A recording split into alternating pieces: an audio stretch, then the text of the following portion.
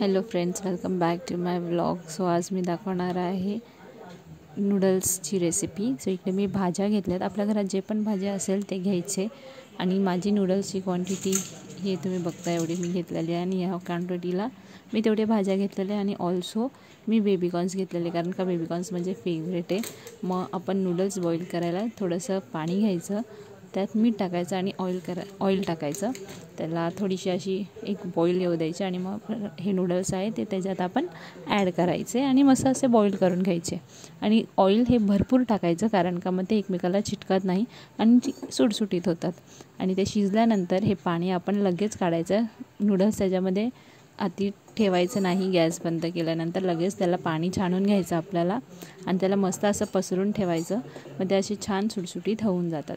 आणि तेल आपल्याला भरपूर असं टाकायचं आहे, तेव्हाच आपले ते नूडल्स एकदम मस्त असे सुटसुटीत होईल. हे बघा, आता हे बॉईल करून घेतलेले आहे मी आणि हे चिपकले नाही आहेत अजिबात. ऑइल कारण का भरपूर दिलं आहे मी त्यांना, म्हणून ते असे मस्त सुटसुटीत झालेले आहेत.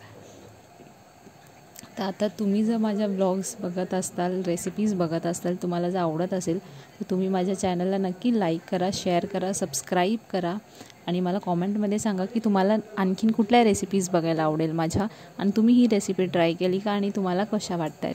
तर आता आपले जे व्हेजिटेबल्स आहेत ते आपण सगळे कापून घेतलेले आहेत. बेबीकॉर्न्स, अनियन्स, कॅरेट, कॅप्सिकम, घरात जे पण भाज्या असेल, फरसबी वगैरे ते आपण टाकू शकता. आणि इथं जे नूडल्सचं पाणी राहिलं होतं त्याच्यामध्ये मी कोबी टाकणार आहे, कारण का रिसेंटली आपण बघितलं कोबीमध्ये पण किडे वगैरे असतात.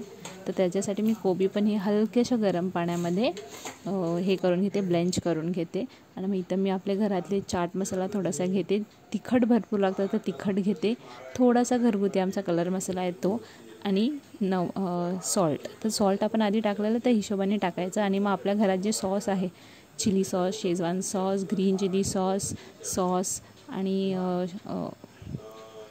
असे सगळे सॉस आहेत ते सगळे मिक्स करायचे. आणि ही मिरचीची हे होती, पेस्ट होती जी रेडीमेड होती, तर त्याच्यामध्ये मी टाकणार आहे. मग कढईमध्ये तेल थोडंसं गरम करायचं, आलं लसणाची पेस्ट आणि कांदा परतवून घ्यायचा. मग सगळ्या भाज्या थोड्याशा शिजवून घ्यायच्या आणि मग ते मसाले आहेत ते सर्व त्याच्यात ॲड करून द्यायचं आणि त्याला मस्त एक वाफ येऊ द्यायची त्या भाज्यांना. आणि एंडला तुम्ही बेबीकॉर्न्स टाकू शकता, ॲड करू शकता. आणि हो, कारण का त्याला असं मी शिजून घेतो, कारण का ते ऑलरेडी बेबीकॉर्न्स थोडेसे कवळे असतात आणि खायला एकदम मस्त असे लागतात. हे चांगलं मस्त मसाले वगैरे सगळे मस्त असे मिक्स करून घ्यायचे आणि एक झाकण ठेवून ह्याला एक वाफ द्यायची. तर तुम्ही माझ्या रेसिपीज नक्की ट्राय करा, तुम्हाला नक्की आवडतील. आणि मला कॉमेंटमध्ये नक्की सांगा की तुम्हाला माझ्या रेसिपीज कशा वाटत आहेत ते, आणि अजून मी काय इम्प्रूव्ह करू शकते. तर तुम्ही नक्की पटकन जा आणि माझ्या चॅनलला सबस्क्राईब करा. इथं आता मी नूडल्स पण व्हेजीजमध्ये ॲड केलेले आहेत आणि ह्याला मस्त असं एक मस्त असं स्टर द्यायचं, फुल मिक्स करून व्हेजीज एकत्र करून घ्यायचं. आणि त्याच्यानंतर म्हणजे आहे आपले सॉसेस ते आपण ॲड करू शकतो. आणि मग एक 5 मिनटं ठेवायचा आणि आपण ते रेडी टू ईट आहे. तिथे मी सॉस बघताय तुम्ही सगळे ॲड केलेले आहेत आणि मी याला मस्त एक असा मिक्स देईल आणि ते आपले नूडल्स इज रेडी. तुम्ही माझ्या रेसिपीज कशा आवडत आहेत आणि नूडल्स तुम्हाला ही रेसिपी कशी आवडली हे मला नक्की सांगा आणि घरी ट्राय करा. चला, bye bye, enjoy the noodles.